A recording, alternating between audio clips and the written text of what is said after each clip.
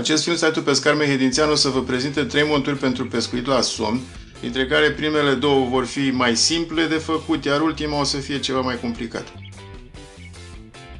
Ce vă trebuie? Pentru prima montură o să aveți nevoie de un cârlig, mărimea 2 cu 0, 3 cu 0, puteți să utilizați chiar și mai mari, de preferat cu spini pe tijă, sper că se văd spinii. Acești spini de pe tijă au rolul de a ține mai bine momeala, respectiv râme cu ropișnițe, caracatiță sau ce folosiți dumneavoastră ca momeală. O să vă mai trebuiască și un plumb de capăt de minim 80 de grame, 80, 100, 120, depinde de locul unde pescuiți, așa. Și bineînțeles un fir suficient de rezistent ca să țină 20-25 de kilograme.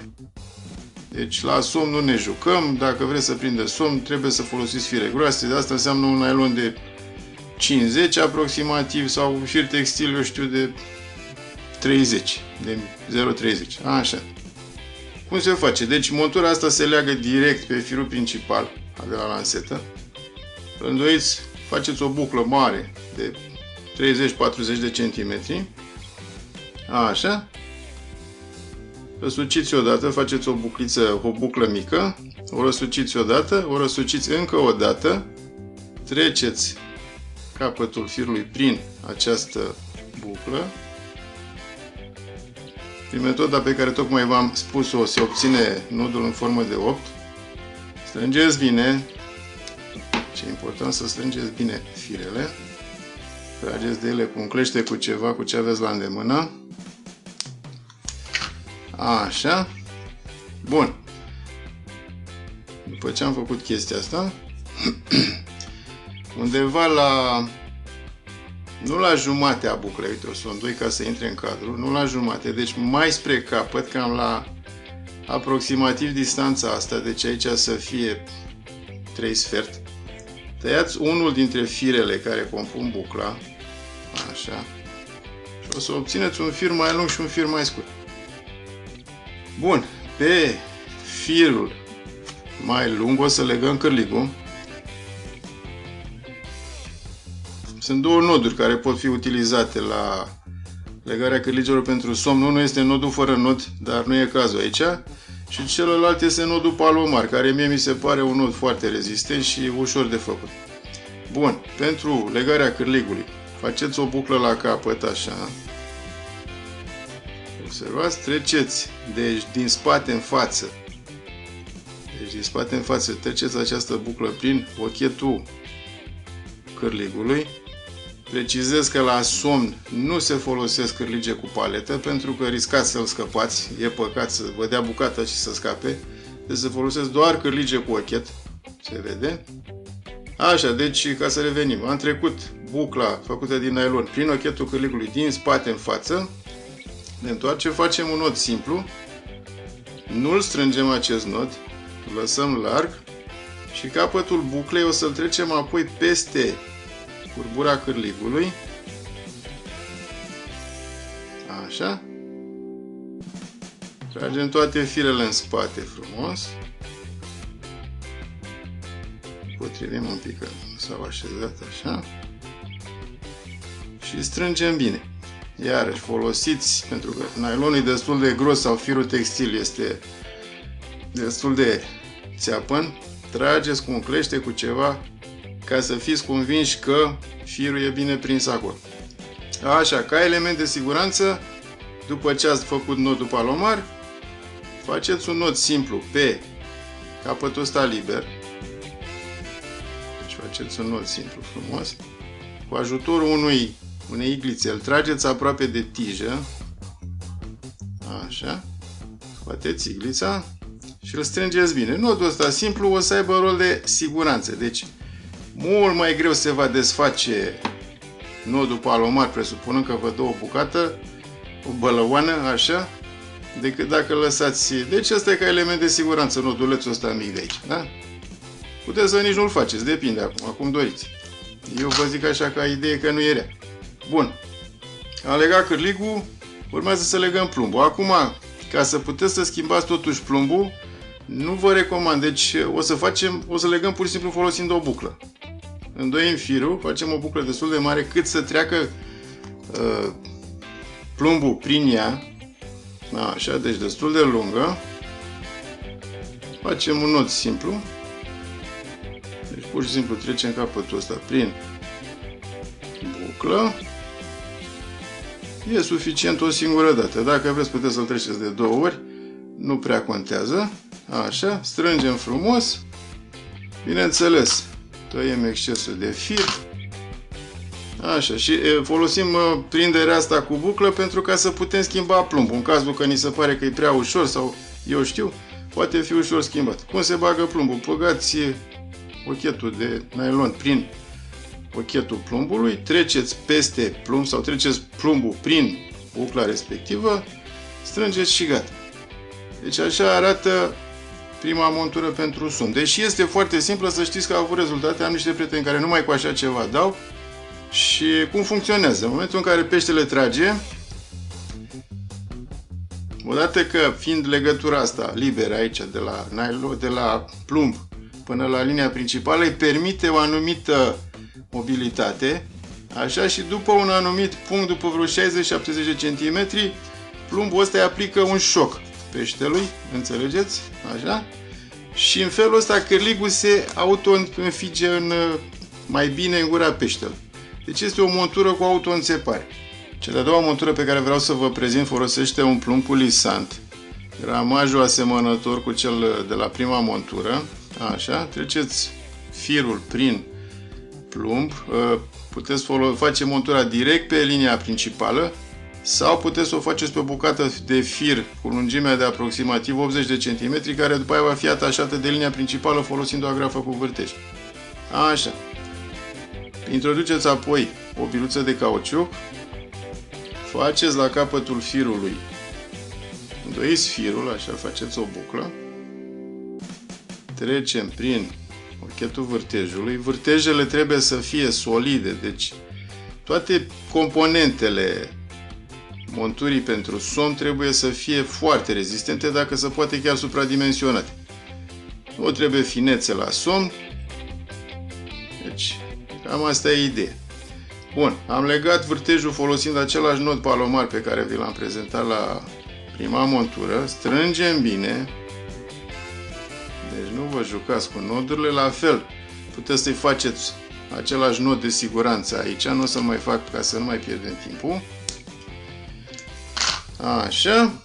Bineînțeles, pe partea cealaltă urmează să prindem cârligul, care cârlig, bineînțeles, va fi legat folosind același nod palomar sau, dacă doriți, puteți să folosiți nodul fără nod, pentru că este la fel de rezistent. De fapt, chiar o să fac o chestie de genul ăsta. Uite, să vă leg cu nodul fără nod. Nodul fără nod. Deci treceți, lăsați un capăt scurt aici, apoi începeți să înfășurați pe tija cârligului 10-15 spire. Cu cât sunt mai multe spire, cu atât nodul e mai rezistent. Așa, le aranjați frumos. Vă întoarceți după aia înapoi cu 1-2 spire. Treceți capătul liber din spate în față. Așa. Strângeți bine, bineînțeles, cum zis, strângeți. Folosiți clește pentru chestia asta. Așa.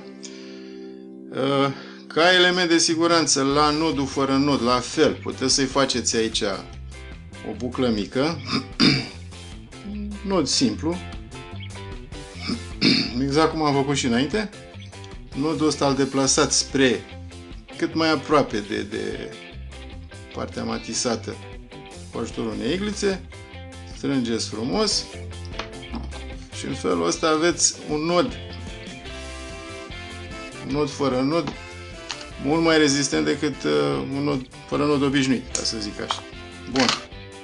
Deci la somn trebuie să aveți bază, noduri să nu vi se desfacă, nu e vorba de rup, pentru că v-am zis, folosiți nailoane și fire groase care să țină minim 25 de kg. În partea cealaltă, cârligul va fi atașat de vârtej folosind de data asta o buclă, pentru că nu mai putem face nodul palomar de vreme ce e făcut în partea asta și nu ne mai lasă să trecem bucla peste. Deci vom folosi o buclă simplă.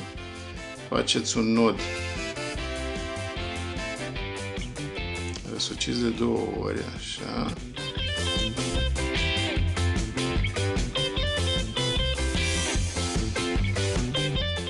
Trecem bucla de la cârlig prin ochetul vârtejului, apoi trecem cârligul prin propria lui buclă. Și astfel se atașează cârligul la cea de-a doua montură, care este o montură pur culisantă. Are randament pentru că somnului nu-i place să simtă niciun fel de rezistență atunci când ia momeala. Dacă simte rezistență, e posibil să o scuipe, deci să vă treziți cu o mușcătură ratată. Ca să împiedicați chestia asta, puteți undeva deasupra pe fir la 50-60 de centimetri să faceți un nod opritor. Asta e opțional, dacă doriți să-l faceți, dacă nu doriți, nu-l faceți. Acum fiecare cum dorește. Nodul opritor, luați o bucată de ață cât mai groasă, sau chiar și o bucată de nylon dacă nu aveți ață. Faceți o buclă și treceți firul prin buclă și peste firul principal de 4, 5, 6 ori cât considerați că e necesar. Așa, facem aici rapid ca să nu avem timp. Bineînțeles, puteți să tăiați excesul de fir. Așa.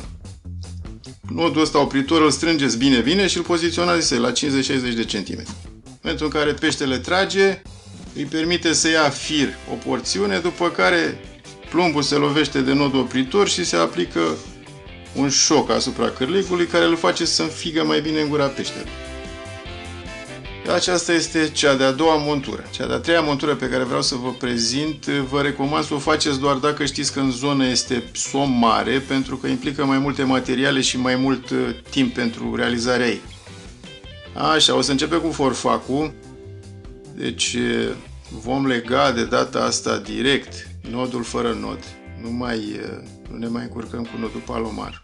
Pentru că dacă e să fac o comparație între cele două, eu zic că nodul fără nod este cel mai rezistent dintre toate nodurile posibile. Așa, dar nici nodul palomar nu e rău, e chiar foarte bun. Deci nodul fără nod. Treceți firul din spate în față, capătul ăsta scurt, pe urmă luați partea cealaltă și o înfășurați peste tija cârligului și peste firul de acolo de 10-15 ori. Așa cum v-am zis, spirele îi conferă rezistența acestui nod. Cu cât mai multe, cu atât mai bine. Așa, după ce ați dat numărul respectiv de spire, vă întoarceți înapoi cu 1-2 spire. Treceți apoi capătul liber din spate în față prin ochetul cârligului și strângeți bine, folosind însă acest scop un clește. Bun, faceți de data asta obligatoriu nodul ăsta de siguranță aici, asta micuț. E un nod simplu, am mai arătat. Îl deplasați cu o icliță acolo unde doriți să ajungă și îl strângeți frumos. Cred că mi-a intrat în deget. Așa, bineînțeles, urmează să tăiem excesul de fir. Acum, care e noutatea la forfacul ăsta pentru somnii mari? Ținem cont că trebuie să folosiți buchet de râme sau buchet de caracatiță cu râmă și râmele alea de pământ sunt chiar destul de lungi, au și 10, 15, 20 de centimetri câte unele. Vă recomand ca la 6-7 centimetri distanță de cârligul ăsta să folosiți o ancoră. Ancora poate să fie chiar mai mică, deci nu e obligatoriu să fie mărime mare, pentru că cârligul care va agăța peștele este ăsta. Ancora are doar rolul de a susține momeala să stea mai bine, să nu vă fure din cârlig, ca să zic așa. Vom folosi, bineînțeles, același nod fără nod. Treceți firul liber al cârligului prin ochetul ancorei. Stabiliți distanța așa cât doriți să fie. Înfășurați, iarăși, aceeași poveste. Deci 10-15 spire. Frumos, le aranjați, vă întoarceți înapoi cu 2-3 spire. Treceți capătul cârligului prin ochetul ancorei și strângeți bine. În felul ăsta ați obținut un forfac dublu în care puteți pune o cantitate mare de râme, deci puteți să puneți râme ca lumea, deci prindeți și în cârlig, prindeți și în ancoră, prindeți, înțelegeți. Sau puteți să folosiți combinația inversă, să aveți ancoră în față, asta am uitat să vă zic la început, deci puteți să folosiți și o ancoră la pescuitul somnului, că nu e nicio chestie, dar totuși eu zic că cârligul e cel mai sigur. După ce ați legat și ancora, urmează elementul de noutate, respectiv acest flotor. Acest flotor este de fapt o plută pe care am confecționat-o singur din spumă. Puteți să vedeți un film despre treaba asta, cum se fac plutele din spumă. Așa e culisant. Ăsta ține vreo 20 de grame aproximativ.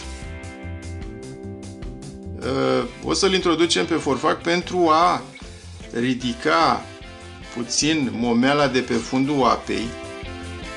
Facem lucrul ăsta pentru că somnii, cu cât sunt mai mari, cu atât partea de jos a gurii este mai înaltă și e posibil, dacă momeala stă chiar lipită pe fund, în momentul în care el absorbe momeala respectivă, să-l lovească în partea de jos, în buza de jos, ca să zic așa, și să nu intre cârligul în gură și să pot produce rateuri. Deci dacă dați după somn mare, eu vă recomand să introduceți pe fir și acest flotor. Bineînțeles, ca să-l poziționăm acolo unde vrem, o să utilizăm niște opritoare de silicon.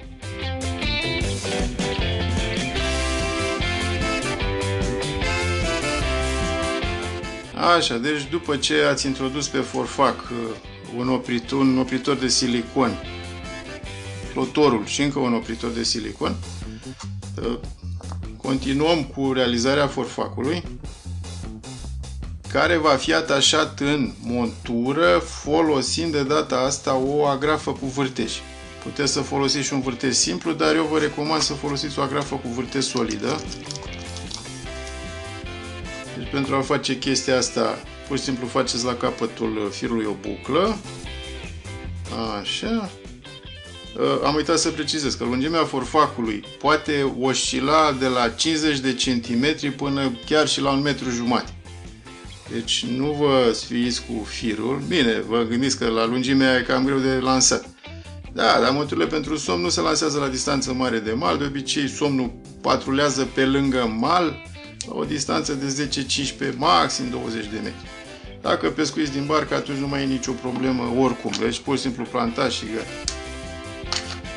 Așa, deci forfacul ăsta pe care l-am realizat aici va fi prins de restul monturii pe care o să vă arăt imediat, folosind o agrafă cu vârtej solidă, iarăși. Deci nu uitați, totul trebuie să fie țeapăn și solid. Distanța dintre flotor și momeală o stabiliți dumneavoastră așa cum vă convine. Faceți o probă în apă ca ea să plutească așa, să fie cumva între ape, deci, sau să cadă foarte greu pe fund. Să-i luați din greutate, pur și simplu. Deci eu vă recomand cam 10 cm între ultima ancoră și flotor. Pentru finalizarea monturii vom lega în primul rând plumbul, un nod la alegere, deci orice nod care vă convine. Nu contează acest nod, nu este atât de important și un lucru esențial este să legați plumbul cu un nylon sau un fir textil ceva mai subțire decât linia principală. Asta în eventualitatea că se agață și să puteți să pierdeți plumbul și să scoateți totuși peștele. Bun, lungimea la capătul celălalt al acestui fir, faceți o buclă mică așa, la distanța cam de 10-15 cm, buclă de care veți atașa în continuare un vârtej de mici dimensiuni.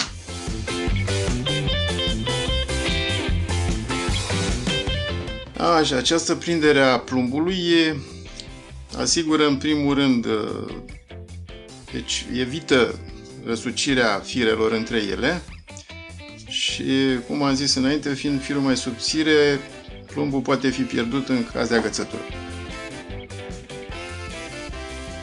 Acum, pe linia principală o să introducem acest vârtej. Așa. O să introducem apoi o biluță de cauciuc. Așa.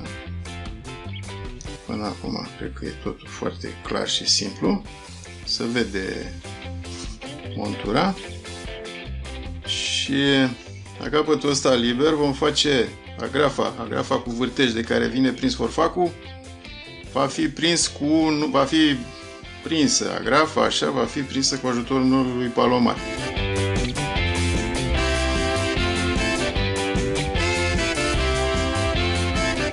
Bineînțeles, faceți nodul la mic de siguranță, nu o să-l mai facem ca să mai câștigăm acolo câteva secunde.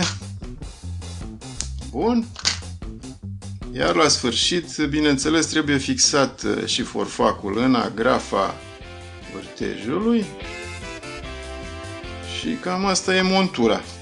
E o montură destul de complicată, de asta v-am zis că e recomandată pentru pește mare, foarte mare, de somi care depășesc, să zicem, media de 10 kg.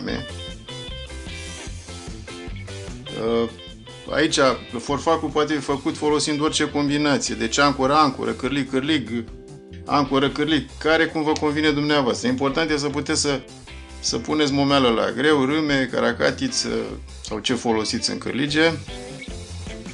Cam asta e, vă doresc fir întins, vizitați site-ul Pescar Mehedințean și nu uitați să vă abonați!